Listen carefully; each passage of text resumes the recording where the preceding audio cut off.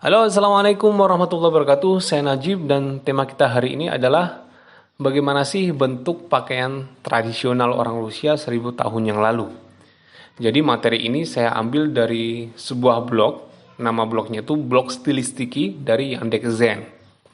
Menurut penulis, ide tentang tulisan ini berawal dari bahwa penulis secara tidak sengaja melihat sebuah gambar dengan caption pakaian tradisional orang Slavik atau secara bahasa Rusianya kita bilang Slavians. Ya, kalau sekarang kita secara random tanya ke orang Rusia, bagaimana sih pakaian tradisional orang Rusia? Kemungkinan besar mereka akan menjawab bahwa kalau laki-laki akan memakai kasaworotka dan kalau gadis maka akan memakai mahkota Snegurочка.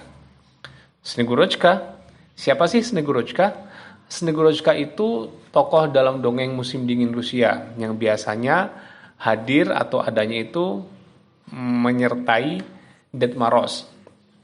Ded Moroz itu kalau di kita lebih dikenal dengan Sinterklas.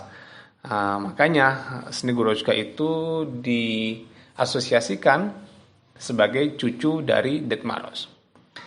Ya, karena zaman dulu belum ada smartphone atau kamera, maka untuk mengetahui gambaran kehidupan orang Rusia zaman dulu tidaklah mudah. Untuk menggali informasi itu, kita harus meminta bantuan dari beberapa disiplin ilmu, seperti ilmu arkeolog, yang biasanya meneliti tentang penemuan benda-benda yang sudah terkubur. Tapi juga jarang juga sih benda terkubur itu berupa pakaian. Biasanya yang ditemukan itu adalah jasad atau benda-benda keras lainnya. Disiplin ilmu kedua adalah etnografi, ilmu yang membahas tentang kebudayaan suku-suku di dunia. Biasanya nanti akan bagaimana cara mereka berpakaian, alat-alat kehidupan sehari-hari, dan sebagainya. Ilmu yang ketiga adalah seni. Nah, biasanya yang diteliti adalah peninggalan-peninggalan lukisan, temuan-temuan mungkin patung, temuan-temuan pahatan-pahatan, dan lainnya.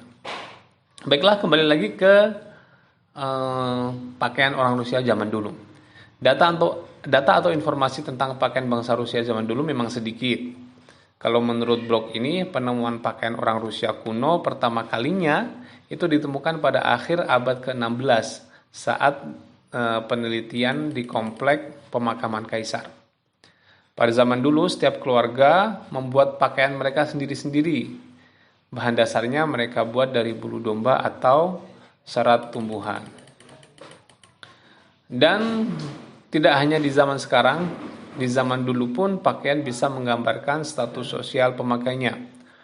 Umur atau status sosial, apakah itu dari keluarga berada atau menengah ke bawah. Dan yang paling mencolok adalah perubahan pakaian perempuan. Pakaian perempuan akan mengalami perubahan model setelah dia menikah atau melahirkan. Coba kita lihat pakaian ini, foto ini. Menurut keterangan dari blog ini, di sini ada beberapa gambar perempuan dengan umur dan status berbeda. Yang paling depan sendiri adalah anak perempuan yang akan menikah. Di belakangnya ada seorang perempuan dan sepertinya dia adalah orang paling penting di keluarga itu. Dari mana mereka tahu? Dilihat dari pakaiannya. Pakaiannya itu paling bling sendiri. Dan di belakangnya lagi ada seorang anak perempuan atau mungkin mantunya.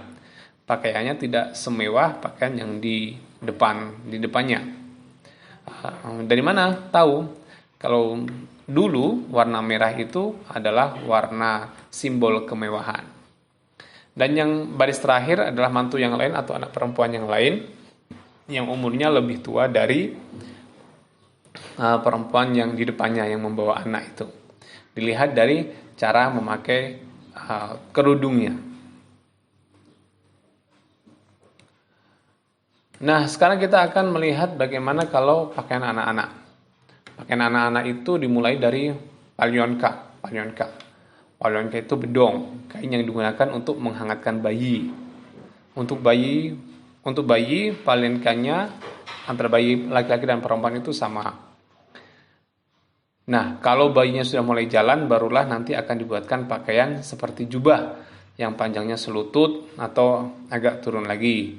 Nah, nanti dikasih ornamen sabuk untuk mengikat. Kalau anak sudah mulai masuk umur 6 atau 7 tahun, barulah anak laki-laki dan perempuan dibedakan. Jubah anak laki-laki mulai tidak terlalu panjang dan nanti akan dipadukan dengan celana panjang kolor. Kebalikannya, untuk anak perempuan pakaiannya justru semakin panjang sampai mata kaki paling tidak. Nah, dari usia ini pakaiannya nanti akan menyerupai pakaian orang dewasa. Nah, bagaimana untuk yang kayak gini? Ada gambar anak perempuan dengan memakai mahkota. Kalau menurut blog ini itu tidak pernah ada. Itu hanyalah kayak fantasi. Kalaupun ada, untuk perempuan itu biasanya pakai hiasan sesuatu di kepala. Itu semacam pita. Ya, pita saja diikatkan di kepalanya atau nanti ada manik-manik. Baiklah teman-teman, ini adalah gambaran pakaian tradisional orang Rusia atau bangsa Slavik zaman dulu. Jangan lupa untuk subscribe, like, dan komen untuk mendapatkan video terbaru dari saya Najib, dan sampai jumpa.